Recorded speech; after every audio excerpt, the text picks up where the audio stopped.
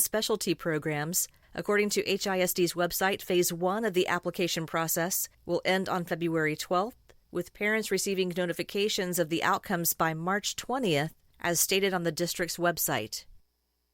Support this newscast and this station now by becoming a member at kpft.org. And thanks for tuning in to 90.1 KPFT Houston. Did you know that the Upper Texas coast plays a key role on the Central Flyaway, an important migratory path for birds? Birds that move along the Gulf of Mexico depend on safe passage through the Houston-Galveston area at night, and lights on buildings can disorient birds on their paths, resulting in fatal collisions. Throughout migration, and particularly during storm fronts, turning lights out for birds can make a big difference. Remember, each light turned out helps save migrating birds. A message from the Audubon Society. Hi there, I'm Luba Dvorak, singer-songwriter here in Houston, Texas. You're listening to KPFT Houston.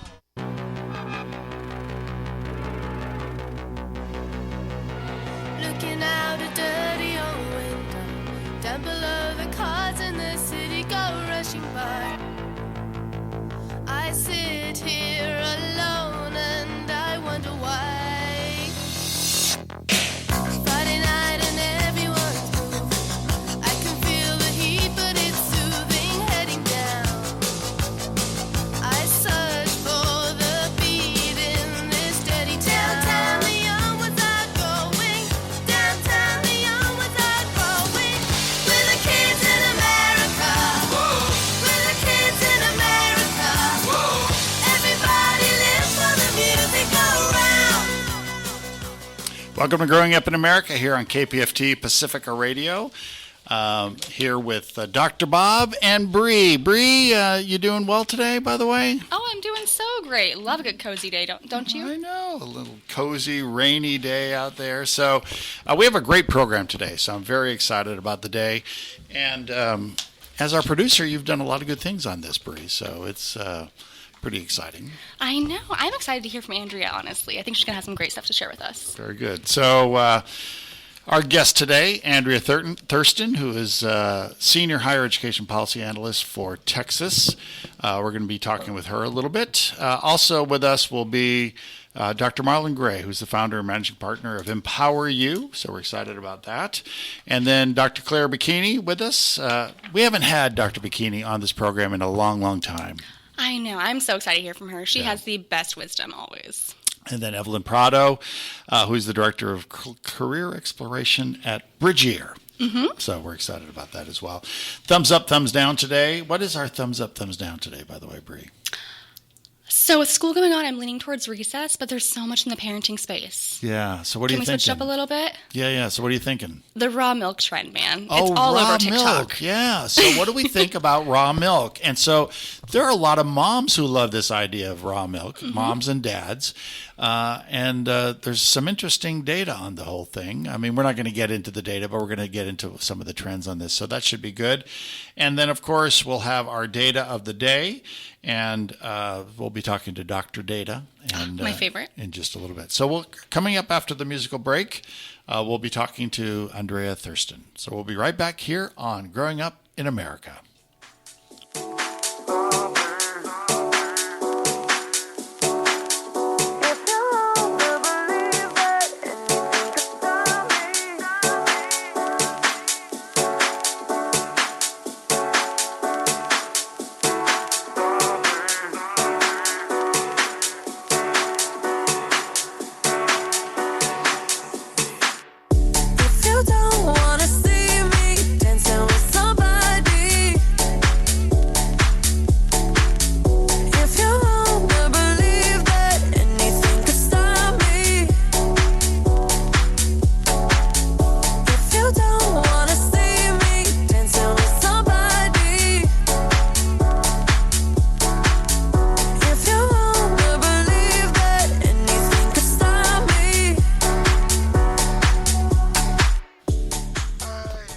It's Growing Up in America here with Bri and Dr. Bob. First up on the program, we're going to be talking to Andrea Thurston, who's with the Education Trust. She's the Senior Higher Education Policy Analyst for Texas. Is it Andrea or Andrea? by the way, Andrea? Hi, Andrea. Andrea, there you go. You got it. Yes. So, Andrea, tell us a little bit about when we think about higher education in Texas, how are we doing overall? Sort of a broad picture view of college going in Texas. Yeah, so first I just want to say thank you all so much for having me on the show. I'm excited to talk with you today. When it comes to just the landscape overall, I do think it is worth highlighting a lot of the investments that the state has made within the past few years. The first thing that comes to mind for me is House Bill 8, which is a community college finance bill. And this bill essentially funnels additional dollars into our community colleges based off of specific outcomes. And so when we think about our students from low-income backgrounds, when they are completing and receiving a credential or their post-secondary degree, the community college is awarded in that way. Yeah. They're able to funnel that money back into supporting students. And so I do want to highlight that. And also note, in the same breath, that, as always, there's still work to be done with the level of unmet need that our students in the 2 and 4 year sector are currently facing right now that's hindering a lot of our students from completion. Andrea, we have talked, especially on the program here, a lot about equity and higher education. And last week, of course, we heard from Tufts and from Amherst colleges up in the Northeast that with their dismantling of affirmative action, they're seeing a less diverse and less equitable class in many ways. How has the same sort of trend, how has that affected kids in Texas? Here we are, a state where 70% of our kids are children of color. So how is that affecting our higher education attendance? I think that we'll need to make sure we're investing in collecting data around that. So when we're talking about enrollment, retention, and completion, disaggregating that by race, ethnicity, gender, so that we can have a better understanding of how some of these policies are impacting our students. What I will say when it comes to just the higher ed space overall is that we have to make sure that through our policies and practices that we are prioritizing our students and their needs, that we're being mindful of the identities that we're serving. A lot of our college goers are not just 18 anymore, right? They're 24, 35.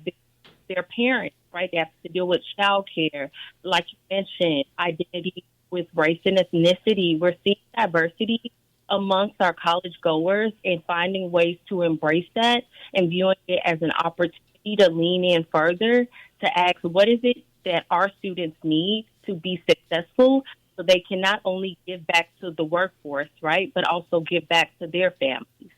Andrea, one of the things that, Education Trust is national. You guys are all over the place. And in many states, you hear legislators will say, well, college isn't for everyone. And we hear that in Texas as well. But when you look at the data in Texas, what you realize is that probably there are a lot of kids, or certainly there are a lot of kids in Texas who should be going to college that aren't going to college. And especially those that are coming from low-income families, they're discouraged. College isn't for everyone. But I can assure you that if you're coming from a higher income family, even if college isn't for you, you're still going to college. And so how do we sort of reshape that in Texas so that more of our kids understand that they are college material and that they really should be going to college? Because the data on your salary over the course of a lifetime is significantly more positive if you go to college. Yes, this is true. And one thing that I want to highlight is that our students want to go to college. A lot of our students, majority of the students actually, in recent surveys that have been done, reported that they understand the investment. And so I think with that buy-in, we as decision makers and policymakers have to begin to ask, again, what is the environment that we can create for our students to succeed?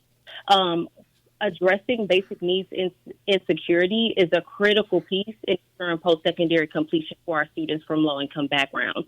And so we have to get to a space where we ask, how are we supporting student mental health? How are we reducing food insecurity, homelessness, housing insecurity? How are we providing adequate financial aid? These are questions that we should be asking ourselves and leaning into student voice to be able to uplift some of the potential solutions to ensure that they're able to not only attend, right, but to complete. Yeah. Bri? Absolutely. I think that's so important because really, when it comes to learning, it's such an individual process. To meet those unique needs is just a critical factor in that.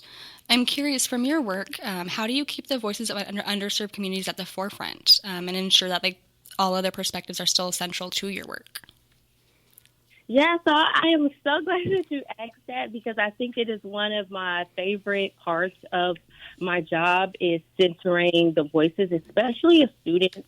I think we have to get to a place where we understand that we do not have all of the answers and leaning into the communities that are most impacted by policies and practices on a daily basis.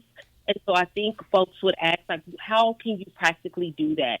And some of the ways that we've done this at EdTrust is through focus groups, listening sessions. And I think that with those things, yes, it sometimes can be hard to recruit, but being willing to be flexible. Students have complex schedules. A lot of folks have jobs, right? Again, we've talked about these unique and complex identities. There are things that can be barriers, but being willing to adjust and adapt and ensure that you are meeting the availability of those around you is one practical way that we do that. And then I also want to say with centering communities and the voices as well is the knowledge and the skill sets that we're able to gain through our jobs, pouring that back into the community, teaching them how to advocate for themselves so that way they can also choose to be at certain tables and advocate in a way that's most meaningful and impactful to them as well. Andrea Thurston is the Senior Higher Education Policy Analyst for Texas with the EdTrust. I want to ask you one final little question, Andrea. Tell us about how your undergraduate experience changed you, Andrea. I mean, what was you're working in higher education. I was a first-generation college student, and I know that for me, as a first generation, it made a big difference. How did undergraduate years shape you? Wow, just thinking about that. Undergrad was like 10 years ago for me. Me too. 10 years ago for me too. So entering into college as a first gen, right, student from a low income background, the level of unmet need that I experienced and my peers experienced drove me into student organizing. And the previous question that you all asked about centering voices, I think is something that I carried with me from that time. It was post-Ferguson. There was a lot of turmoil and so easy to get caught up in political tension and conversations. But in this work, I am reminded that students want to win. They want to be able to accomplish all that is out there for them. And our responsibility is ensuring that they have everything to do so. And so when I think about 20-year-old me at that time, it really informs just humanizing and empathizing with people, understanding that there are barriers and trusting when people say that there are barriers in place and working to advocate in a way that is most impactful to that community. And where did you do your undergraduate work, Andrea? Where did you go? The University of Missouri. Oh, so that's in Columbia. Mizzou. Yeah. Mizzou, yeah. Yes. Yes. What a great place to go as an undergraduate and get that full experience. I just remember as a first gen low income kid going to college, how the things that I didn't know, like how much napping goes on in college. I mean, that was I was amazed. You think it's like high school. It's gonna be like high school. Like you just go straight through like all these classes, and just like, wow, there's like whole big breaks between. And then Greek life was another thing. It's all these people that I remember telling my mom, she goes, why are there so many people from Greece on your campus? Like, no, they're not from Greece. It's just Greek life. So anyway, Andrea Thurston is the Senior Higher Education Policy Analyst with Educate Texas. Thank you, Andrea, very much for the work that you and all your colleagues are doing. We love everything that happens over at the EdTrust, and thanks for being on Growing Up in America today. No, thank you for having me. I appreciate it. All righty. Coming up after the quick musical break, we're going to be doing thumbs up, thumbs down. We're talking about raw milk today. There's a whole trend going on with babies and raw milk, and we'll be talking about that ever so briefly right when we get back here on Growing Up in America.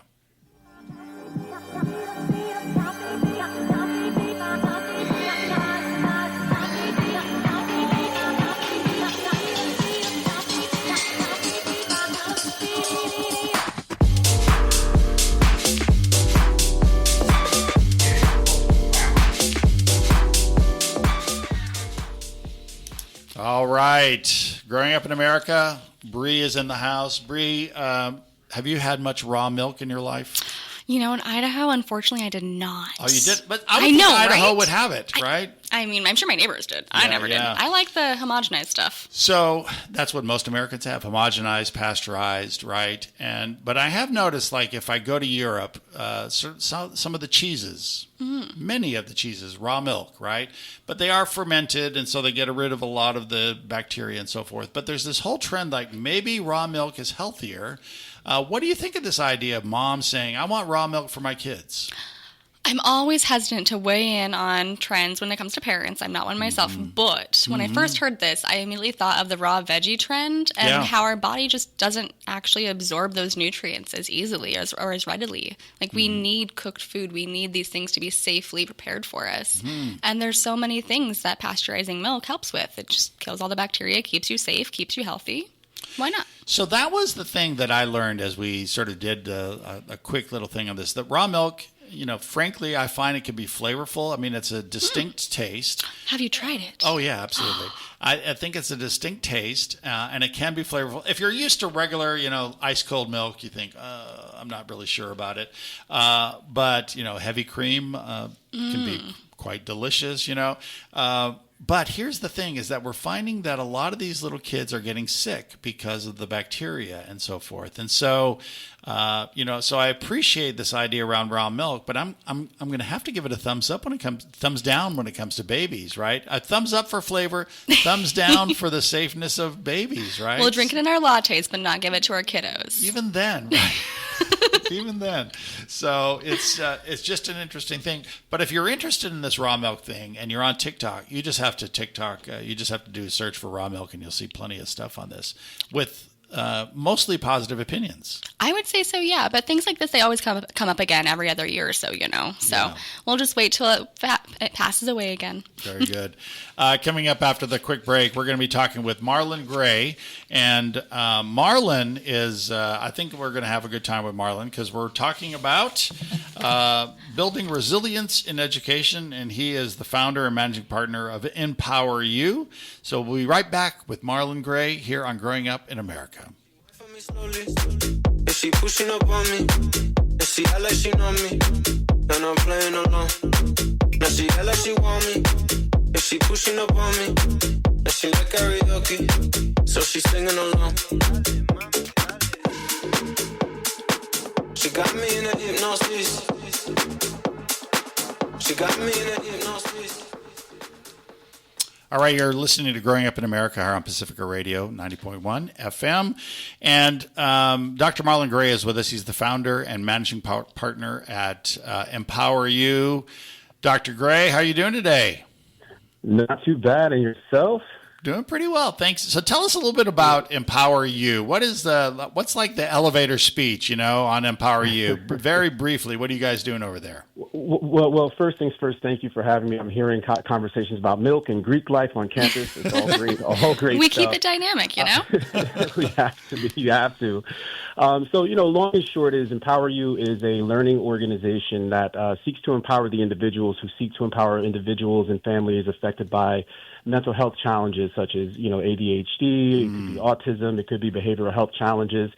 And also, you know, for the purposes of today, how we actually see that in education, the implications it has on education. And we were talking earlier about, you know, long-term impact it has just on things such as employability, right? And being able to hold down a job when you're a little bit older. A lot of these things start off a lot younger, and our clinicians not only do that work with children and families, but we partner with educational institutions as well to make sure that our kids are able to thrive at school, at home, and in the community. What percentage, Marlon, of kids are we feeling like have these, we know that there are mental health challenges, there are trauma challenges, there's all sorts of things going on with our kids. But what percentage of our kids, when we don't address these mental health needs, are just not going to be as successful as we would like them to be? Well, see, research is always, I think that we're doing a better job with gathering research and gathering data. I think we live in a very data-rich society nowadays, which is a beautiful thing to see. But sadly, data is always a few years behind. I think that there are new things that kind of get introduced into what could fall into the realm of, mental health challenges with kids. I mean, we're just now still collecting more data on just the impacts of the pandemic, right? That was a major thing for a lot of our kids. The isolation that they had, the leaning on technology that they experienced, how some are actually, looking at your TikToks and chat GPTs now for companionship or for information, and they isolate themselves and the social impact that it's had on their ability to, communicate with their fellow man, their fellow person, right? And so, in terms of that, I always say that we all have something. I think that we're dealing with in different ways. I think it's important to individualize it in terms of understanding the underlying factors that present with each individual case. But I think, by and large, I think our children are open to challenges all over, and it's up to us to be vigilant of what those things may be. I just think it's so interesting, right, that many times we haven't identified mental health needs within kids, and some school districts, they deprioritize mental health in terms of what they do with counselors and so forth. And there's a subset of kids that without dealing with those, they're just not going to be successful, and they end up being, if they're not dropping out, they're checking out, and it's just, a little attention could have gone a long way for a lot of these kids, which I think is very interesting. I mean, that's a story that we've actually heard quite a bit. I mean, I grew up in Queens, New York, back in the 80s. They used to call it Homicide Hollis back in the day. An idea of what the environment was like. Yeah. No, I mean, seriously, it gives you an idea of what the environment was like. And so, my parents being, I'm a first-generation Guyanese American, right? My parents are from Guyana, moved here, and I was raised, with them trying to acclimate to life in the United States while managing this environment and managing young children and managing getting their educations to pour over and finding the right jobs and all the rest of that kind of stress. And, common thing that we would hear sometimes from, even educators is that you're going to end up dead or in jail, believe it or not. That was the thing. People used to say. I was listening to a doctoral defense just last week from a gentleman who grew up in Memphis around the same age as me. I was there to support him, through his dissertation. And when he successfully defended it, shared a very, very similar story. And sadly, back when we were not addressing all of these issues, not looking at what community trauma actually is, not looking at what dysfunctional homes actually are and what they do and the impacts that they have, and the implication on the education system and even some of the responsibilities in being able to address this, not just teaching what's on the curriculum, but looking at the whole student, right? These are things of interest as of late that didn't exist when I was coming up. Yeah. And so what you did see is people leaning toward substance abuse disorder. You saw people growing up as adults with anxiety, with depression, having engagement with or involvement with law enforcement, right? Those kind of activities, those are real risks in not addressing some of these issues younger. Yeah, I remember back in the days in Queens, by the way, as well, Marlon, is that, when you lived in New York, you didn't go to Queens unless you're just going to LaGuardia, right? That was the only time you would ever go there. So, Yep. But it's a different deal now, right? One of the food diversity and so many other things going on there. Bree, you have a question for Marlon? I do. I can't relate on the whole New York vibe. Unfortunately, I have not been there. Sorry about that. But I am curious, as you are hearing this more socio-emotional kind of tailored mentorship become a very front and center conversation in today's day and age. Is it teaching you guys anything? How are you applying that to your programs? Because it feels like mentorship is really what makes it for kids. It's kind of what you're saying.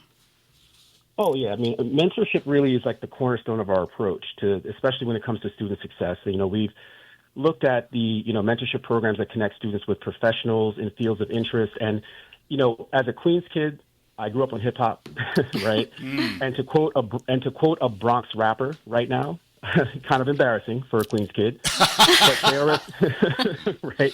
But KRS-One once said, expand your mind, make your worldview bigger. When you think success, put yourself in the picture, right? And so when you look at that and you're looking at mentorship and you're looking at some of these children who might be taking in these messages that you can't be more because of who you are, what your zip code is, where your family's from.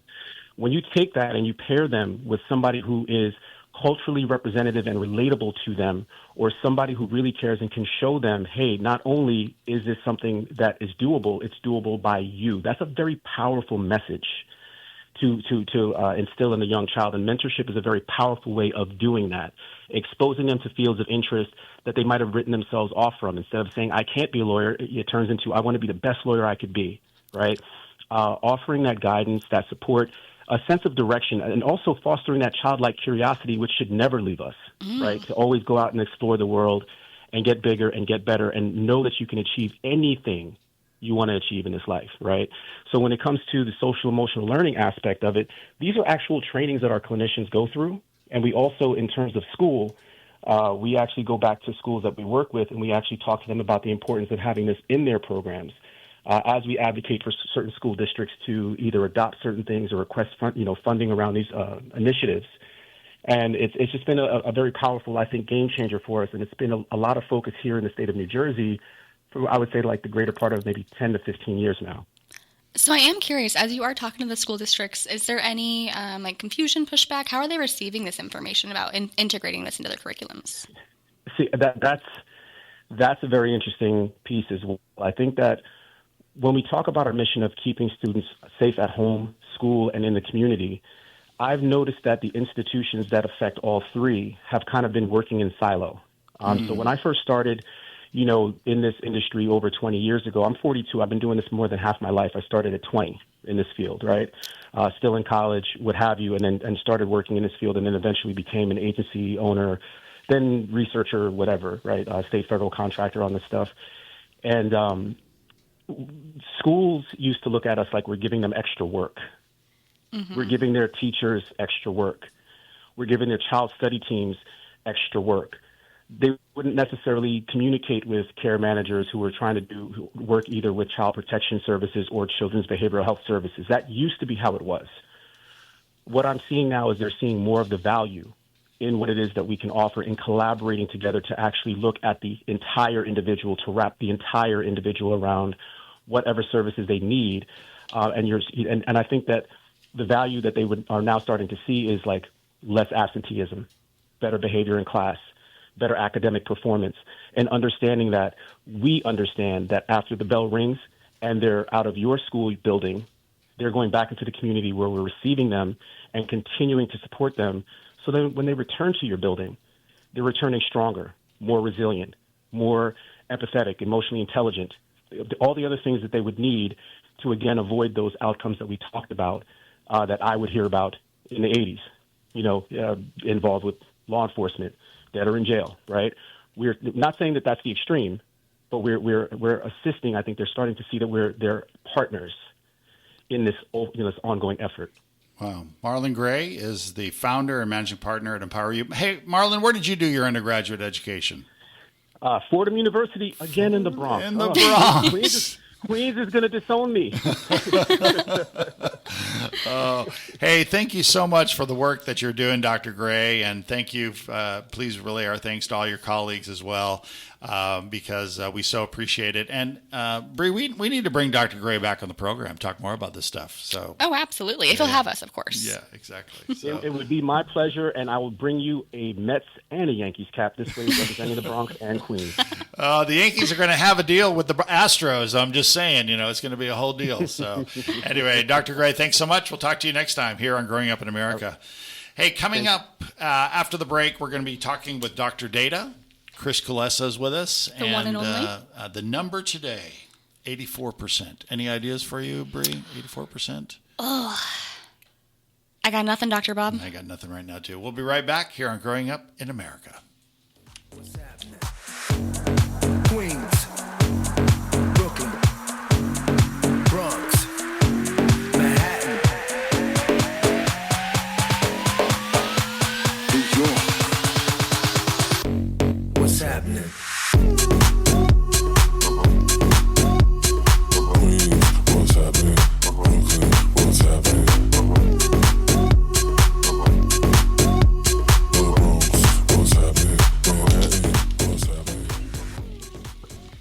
It's Bri's favorite time of the day. It's time for Data of the Day. Dr. Chris Kulesa is out of the Baker Institute at Rice University. Dr. Kulesa, how are you doing today?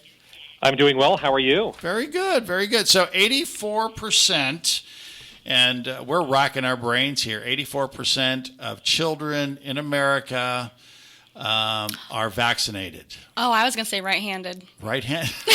I think he did. That's all I got. I think he did a right hand, left hand not too long. Anyway, Chris, what is it for us today? It is the number of teens aged 16 and 19 that have a cell phone. Oh, wow. There's so much going on with cell phones right now, isn't there? There is, and there's a big data divide between the perceptions of cell phones between parents and students. Oh, tell us about that. Sure. So asking teachers, finding that 72% of high school teachers view cell phones as a major problem in their classroom. Wow. Right. That's according to Pew Research. That's really not too surprising. However, of course, asking teenagers whether or not they think cell phones have more of harm or more of a benefit, 70% say it benefits them more than harms them. Wow. Interesting. And is there any research on what happens at these schools where they are banning cell phones? Any ideas of what's going on there, Chris? Yeah, you do see an improvement in performance, right? They're able to pay attention more. Of course, they're less anxious about cell phone use itself. So that's one thing, is that having a cell phone can actually induce anxiety for teenagers. The idea being that, well, they're always waiting for the next notification or whether or not they're hearing from a friend or not. But it's sort of that the counter argument, of course, from teens is that, well, this is an integral part of their social life. And kind of on the same note from years ago, there was the book Bowling Alone. Oh, yeah. There was an argument made that, well, all of these clubs, right, the bowling teams are going away, the card teams are going away. There was a counter-argument to that to say, well, socialization has just changed. And that's something that kids are now saying, well, socialization has just changed, so I should be able to use my cell phone still. Indeed, there was a protest in one of our schools back in the spring when there was a cell phone use ban. A couple students tried to do a walkout to try to get their cell phones back. Of course, that did not work. What if you were deciding, Chris, based upon the evidence, would you say ban the cell phones or keep them in school? Because if we were doing thumbs up, thumbs down on this, I think there's a certain appeal for teachers being able to do their work without kids sort of, just think about when we go out to, a group of people going out to dinner, we all sort of, frown upon the guy who pulls out their cell phone. Of course, we've all been part of groups where half the group pulls out their cell phone as well. What is your thought, though, Chris? What should be happening in the schools? I would go more towards a ban if at all possible. I have a little bit of an admission to make, though. Sometimes I can be the loud cell phone talking guy. Oh, you are. My voice, yes, and my wife does go after me after that. Apparently, I do talk quite loudly on my cell phone. But with that being said, I would say that minimizing their use if at all possible. And two, there is something to parents being able to get a hold of their kids or if there's an emergency. So some schools are using bags to put them in so that they can still have them throughout the day, but anytime they're in a classroom, they have to put in a bag. That would generally be an acceptable compromise in most cases, I would think. Yeah, I find one of the arguments that I've heard parents say around the kids need their cell phones are, what happens with there's a shooting in the school. And I just think it's a little sad that becomes an excuse for cell phones, right? It's just when shooting in the school is a defer, that we defer to that. It's just, that's pretty horrible. It's pretty heartbreaking, really. Yeah, it really is. So, Chris Kulesa is our Dr. Data. He's with the Data of the Day. He's at the Baker Institute out at Rice University. Chris, thank you so much for everything. We'll talk to you next week. Thanks so much. All Talk right. to you next week. All right, take care. Bye-bye. Coming up after the break, we're going to be talking with Evelyn Prado. She is the Director of Career Exploration at BridgeYear, talking a little bit about education and career exploration. We'll be right back here on Growing Up in America.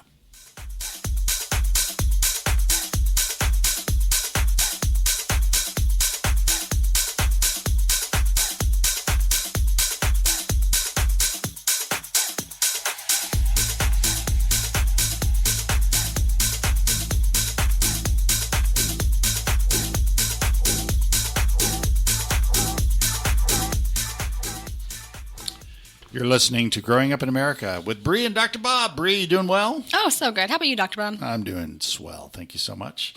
Do people even say swell anymore? I say swell. You say swell and jazzy. It's always in the vernacular. Jazzy. Very good. Very good. So Bri's doing jazzy. I'm doing swell. And Evelyn Prado is here from BridgeYear. Evelyn, how are you doing today? Hi, I'm doing well. Thank you so much for having me. Absolutely. So give us a brief idea. What does BridgeYear, what are you guys doing at BridgeYear, Evelyn? Yeah, thanks for asking. BridgeYear is a nonprofit organization. Our whole mission is that we believe students can graduate from high school with gainful employment and also awareness that there are many pathways to success. And that may include 4-year, but we specifically specialize in showing students that there are pathways that don't require a 4-year degree, such as 2-year degrees, apprenticeships, and certifications. When we look across the country or across certain states, I mean, what are the percentage of kids that have the ability to be in these meaningful careers without, maybe with going to 2 years in college or without going to 4 years in college? It seems like, we talked earlier in the program about in Texas how more kids should be going to college. But in many places, it's not necessarily about going to college. It's about having some meaning and having some a nicely paid job and a professional future. Give us a little bit of an idea of numbers around that, Evelyn. I'm not going to lie to you. I'm not the person for but I can maybe paint a picture for you, at least where we work regionally. We're based out of Houston, and so what we're hearing from students is that they want a job that does have some meaning to them, that will support them financially. Sometimes that also means supporting their family, their household financially as well.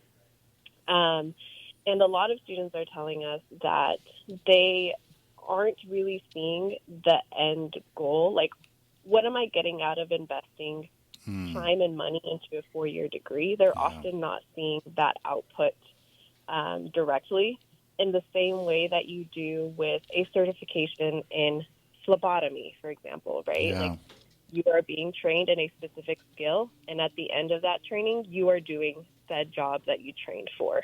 And so there isn't kind of that clear end goal with a 4-year degree, which, of course, some will argue that, there's more flexibility in that. But a lot of our students that we work with are often coming from low-income households, first generation, and earning money out of high school is top of mind for our students. And the reality is that if you do 4 years and you complete the 4 years, which is a key thing that I'll come back to, your salaries can be higher. But in Texas, we have a very high rate of kids who go to a 4-year or a 2-year and never complete, right? And so then they're in debt. They don't have that sort of career path in front of them. And so this is something that, with a little bit of emphasis, you guys are able to sort of direct in a different way. That's exactly right. Yes. Yeah. Tell us a little bit about you mentioned phlebotomy, sort of working in the healthcare area, but are there some professions from your perspective that people aren't thinking enough about that really have sort of lucrative futures for kids that are coming out of high schools in Texas? Yeah, that's a great question. One of our programming components is a hands-on career fair. And so in your typical career fair, usually you'll think of an industry professional that tells you about their career trajectory, and you might get a pamphlet from them on what the career entails. Through our programming, we wanted students to have a tangible experience to pull on. And the reason for that goes back to kind of that student profile of a lot of students, even in high school, are already contributing a lot to their families financially. And so usually there isn't room or time for an unpaid internship or a second job related to their career interests. And so what we do is we come out to the schools and put on a hands-on, life-size fair where students are doing activities that closely match the skills that they would be doing in real life in different fields like electrician, phlebotomist, plumber, surgical technologist, network technician, refinery operator. All of these careers are accessible to the students to try on during our time together. And we work with industry professionals to build these careers. And so we're being informed by the industry even as it's evolving, so that students are getting the most up-to-date information on career trends and workplace lifestyles and career trainings and pay. Yeah. I think the information or the work you're doing is just so invaluable. So thank you first and foremost. Absolutely amazing. But I'm curious, just thinking back even a few years ago, did you notice a major shift in the focus on apprenticeships, non-traditional pathways, like after the pandemic, or has it been a gradual building for a minute now? Yeah, I think it's been, before the pandemic, it was kind of like a gradual building. And I think the pandemic kind of shed light on it even more and sped up kind of, I guess, demand of these careers. I think students found themselves in financially difficult places in the pandemic, and then that's where they realized, like, hey, I need a path where I can, have a skill, train for that skill, and then start making money as soon as possible. Definitely accelerated by the pandemic. Absolutely. During this conversation, all I have in my head is, in this economy, what? Yeah, exactly. Evelyn, do you find that for first-generation college students or first-generation students coming out of high school, that they really want sort of a more clear end game, like what is this training going to get me? What am I going to make? What is this 2-year education going to get me? What will my job be? What will this 4-year education? Is there more, because they're sort of more interested in something that's more transactional than maybe if you're a second or third generation you might be interested in? Yeah, I think there's definitely that is a huge, glowing piece of, choosing a career like this, is that you kind of get to see the output immediately. Another part of our programming component is our certification cohorts, which is if a student went through our fair and was really interested in one of those careers, we will then connect them to a community organization that offers that training for free.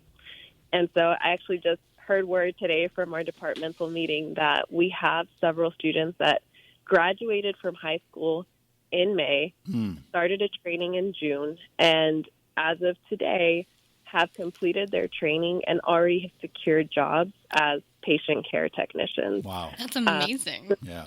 That was over the span of 3 months of maybe a little bit more, right? Because we're including the exploration pieces, but figuring out that this is a real tangible pathway.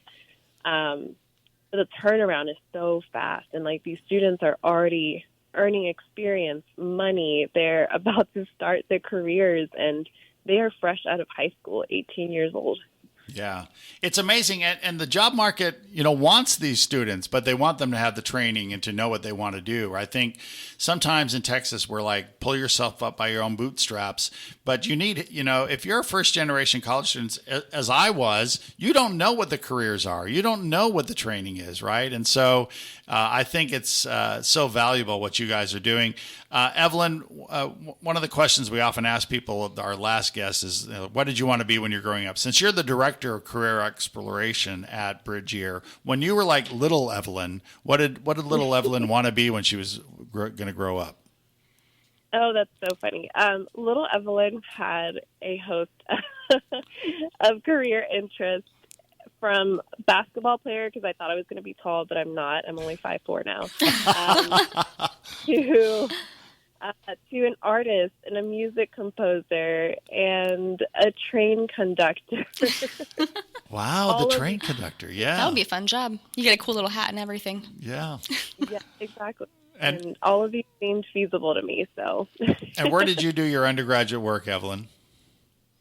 I went to the University of Houston, and I actually started working with BridgeYear in my last semester, and that's kind of where I fell in love with the work, right, of also myself being a first-generation student. I wasn't aware of all the options that were out there that, could have set my career in a different way, but now I get to help those same students that maybe aren't sure of what to do next. Yeah, absolutely. The work here. Evelyn Prado is the Director of Career Exploration at BridgeYear. Thank you for all the work that you do, Evelyn, and all the work that all your colleagues are doing over there at BridgeYear. It's very needed work. So thank you very much, and thanks for being on Growing Up in America today. Thank you so much. I appreciate y'all. Absolutely. Coming up after our break, it's Dr. Bocchini. Claire Bocchini is with us. She's one of my favorite pediatricians in town, and so we'll be talking with her in just a minute right after this break.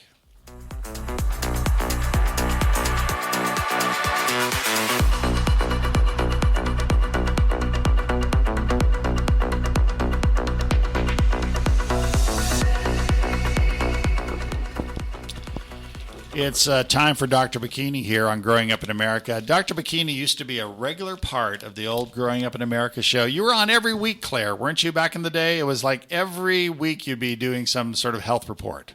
It was amazing, and at least once a month, but many times it was more frequently, and I loved it, and I'm so excited to be back on. Yeah, but now, not that you weren't busy then, because we know you were busy then, but but I know that you've been sort of helping out with the Texas Family Leadership Council. You're on the board at Children at Risk, and so you're like a pretty big cheese, Claire. So thank you very much for taking time to be on Growing Up in America. Gosh, of course. I'm wondering, Claire, when you look at I'm going to ask you a big question. When you look at the health of children in Texas, what gets you sort of most, and I know you're an infectious disease specialist, but what gets you sort of most worried when you look at the state of our children health-wise in Texas? Gosh, that is a big, you were right, that is a big question. I know. There are so many things facing kids and really being barriers to optimal health in our state. One thing is even access to care, right? I mean, we still struggle with getting kids, access to health insurance and to having, a primary care provider. Just saw, more information that came out this morning about how, the state is lagging behind in terms of getting Medicaid applications processed. We lost so many patients on Medicaid during when the public health emergency was over, and we just really haven't recovered from that. It's really sad to be in a state where we have the highest number and percentage of kids who are uninsured. And then, we're facing so many health-related social needs in our state, and I think that's impacting the health of kids, more than anything else in terms of, Children at Risk. And that's one of the reasons why I just love being part of Children at Risk, because you're working so much on addressing so many of these health-related social needs, whether it's food insecurity, access to a safe place to play, access to healthy food, trying to fight, some of the pollution, air quality in our state, so many things, health literacy, access to even good information about healthy behaviors. I'm super nervous about screen time and social media and how that's impacting, mental health especially, but also physical health, especially in adolescents, but even younger and younger kids.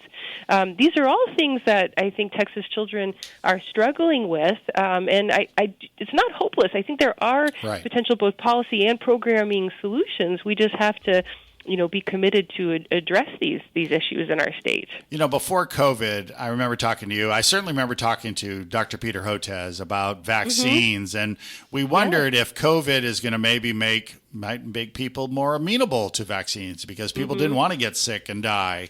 But it almost had the opposite effect, right? In terms of people, it did have the opposite effect, right? So people are much more dubious about vaccines, but whenever I talk to people like you and other pediatricians, I think there's a little bit of people are flabbergasted in a way that this piece of science that we've developed that really helps kids stay healthy, there's like conspiracy theories abound, and yet we're hard-pressed to find a pediatrician Well, there are no pediatricians who say don't get vaccine. They would all say get those measles vaccines, get those vaccines that we've always done.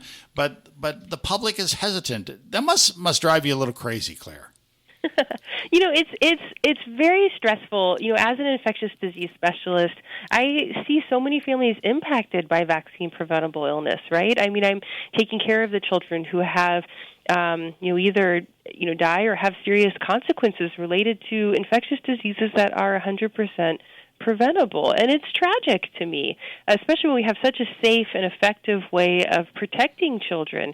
It makes me very sad to see how much misinformation is out there, and also how hard it is sometimes to even have a conversation because there's so much emotion charged with having discussions about vaccines. The fact that vaccines have become political is just so sad to me. And so, yes, absolutely. I mean, our routine vaccination rates in the state of Texas and really across the globe in many ways fell during the COVID pandemic, and we just haven't recovered. We've stabilized in some way, but they haven't recovered to where we were pre-pandemic, and that's a shame. Yeah. It really is, and kind of makes me nervous, honestly. I like to stay nice and healthy myself. I don't know about the others out here. Yes. I was reading from Dr. Caitlin Jadalina, your local epidemiologist. Yes. Love her, right? Yes. She's reporting that the South is seeing a greater increase in respiratory-style illnesses a little bit earlier in advance. So thinking about the lessened vaccine rates as well as that, what do you think as a pediatrician and a specialist in your field?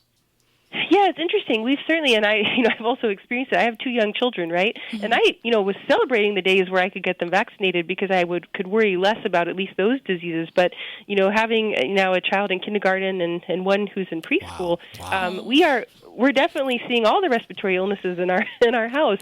And the key is to try to protect as much as possible from severe disease and complications, right?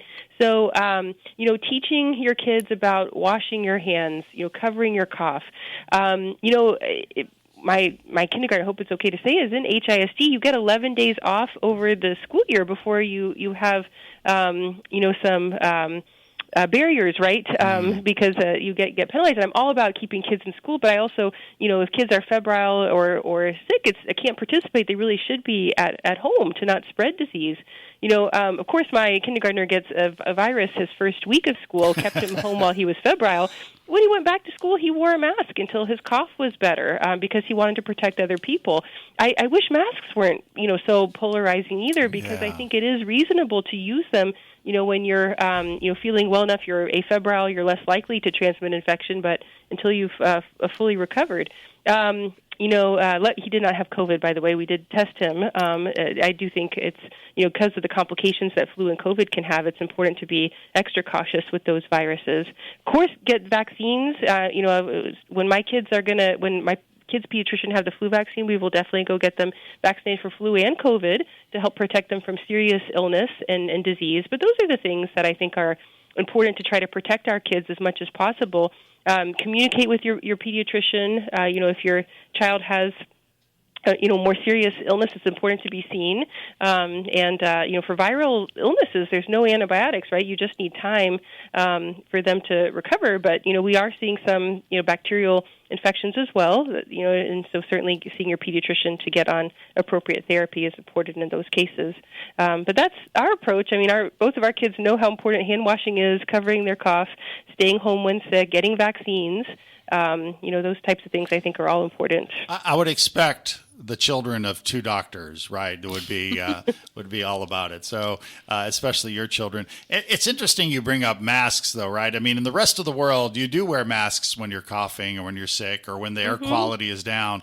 But apparently in the United States, when you wear a mask, it's because you're a liberal, right? I mean, it's whether you're liberal or not, if you wear a mask, that's how you've been identified, right? It is a sad thing that things that can make us healthier become politicized. But staying away from politics, though, as if you're a parent in Houston today, and you're looking at what's going on in schools around mental health, I mean, what can you be doing to really help your children knowing that there aren't always all the resources available to you for mental health in the schools, what can a parent be doing to sort of help their kids sort of be beyond survival mode, Claire? Yeah, there's a lot of survival mode going on, right? Yeah, I think it's just so important to talk to your kids, to listen to your kids, to watch your kids, to be involved. Have those family meals together, check in with them. Social media is one of the scariest things for me, having seen, firsthand with, my friends and their older kids, with what my kids are experiencing, with what my patients and their families are experiencing. So I think, and the American Academy of Pediatrics and HealthyChildren.org have some pretty amazing resources. I don't know how much time I have to get into this, but they have family media plans that that we use actually in our household. And so I recommend that if you, are also concerned about social media, to go on to HealthyChildren.org, just put in family media plan and pull it up. Wow. Depending on the age of your child, it has a really nice way of introducing the topic, talking about it. I think the key is to be involved. Also recognize that, kids, when they have mental health issues, do not have the same symptoms exactly as adults do. And so noticing, changes in behavior, changes in activity, changes in eating habits, it's important to ask the questions and be involved in the kids' lives. Also make sure we're doing stuff, as a family and away from social media as much as possible, even if it is just putting your phones down and taking a walk together and being able to have, conversations. It's important to have those times together. It's to interesting. Be able to check in. Those little things matter so much to kids. You think it's just a thing, and they may complain. Like if you do a little walk around the park or around the block, they may complain about it, but they'll later talk about, oh, remember when we used to do? It's you have the kids now. I have the grown kids who have reverted to the talk around. Well, remember how great that was? So anyway, our final 30 seconds, and we never got a chance to do the full 5 minutes of good, fun questions, but. And I know the answer to many of the fun questions that we do with you, Claire, because you did it for so many years. But what did you want to be when you were growing up? You wanted to be the governor of Louisiana, right? That is right. I still love politics, and growing up in Louisiana, I definitely wanted to get involved. And so, that was my career ambition. Didn't quite get to that, not yet. that point, but there's still time. I would vote for you. Just going to say it out there. I'm saying that next time we have a Senate race in Texas or a governor's race in Texas, Claire Bocchini is what I'm saying. So, Dr. Bocchini through and through. Very good. Dr. Claire Bocchini is one of our favorite pediatricians here in Texas. Thank you so much, Claire, for all that you and your colleagues do. And you need to come back to Growing Up in America soon, okay? Let's set up some dates. This is great. I loved it, and I always love listening to the show. I hope everybody has a good week. Thanks, Claire. We'll talk to you soon. And that's it for Bri and I here on Growing Up in America. Thank you guys very much. We do this each and every week for children. For children. Very good. See you next time.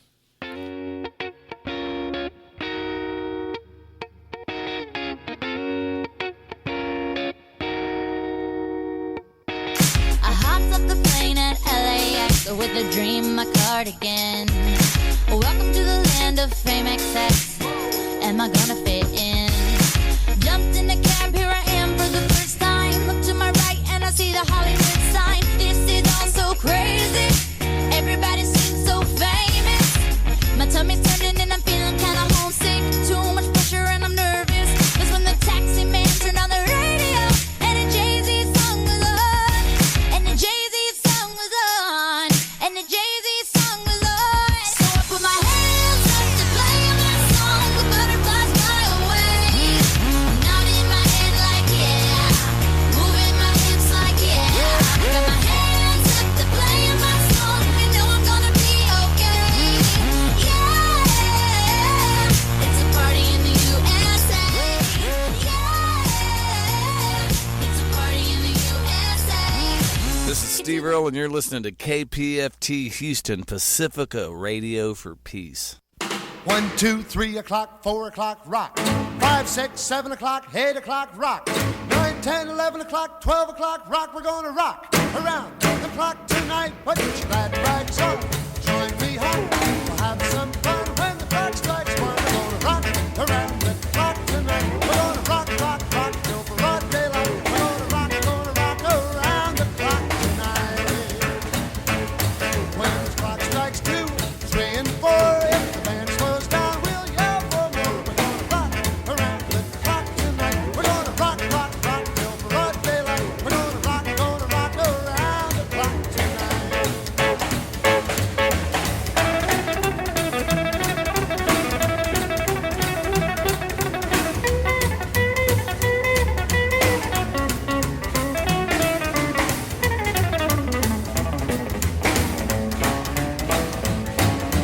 chimes ring 5, 6, and 7. We'll be right in 7th heaven. We're gonna rock around the clock tonight. We're gonna rock, rock, rock till broad daylight. We're gonna rock around the clock tonight. Oh, when it's 8, 9, 10, 11.